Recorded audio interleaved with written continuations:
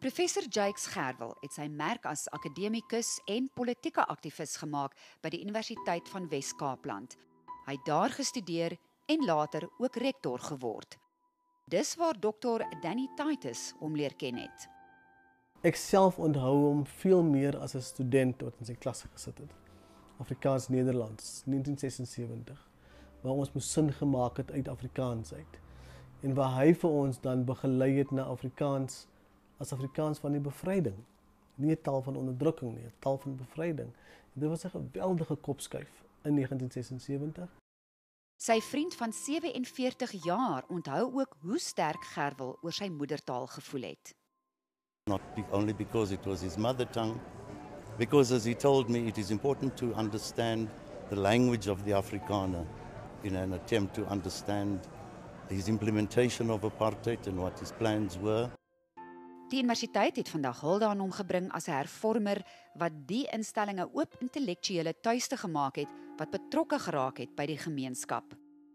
Die Afrikaanse Taalraad sê hy was een van die belangrikste figure in Afrikaans wat bewys het dat die taal gebruik kan word om teen onreg te veg. Professor Gerwel is in 1989 in hegtenis geneem toe hy saam met emeritus aartsbiskop Desmond Tutu aan 'n betoging teen apartheid deelgeneem het. Ek weet nie dat daar iemand sal wees wat hierdie groot gapping sal kan vervul nie. Gerwel was van 1994 tot 1999 die hoof van president Nelson Mandela se kantoor en sekretaris van die kabinet. Hy was daarna die voorsitter van die Nelson Mandela Gedenksentrum. Professor Gerwel was 'n gereelde rubriekskrywer wat veral korrupsie, armoede en werkloosheid as probleme uitgelig het. Aan die kern van hierdie dinge, die oplossing hiervan, is onderwys.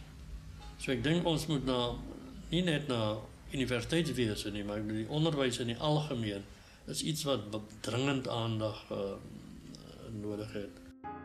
Begrafnisreëlings is nog nie bekend nie, maar sy familie sal dit binne dae aankondig. Professor Gerwel word oorleef deur sy vrou Phoebe Abrams, 2 kinders en 4 kleinkinders.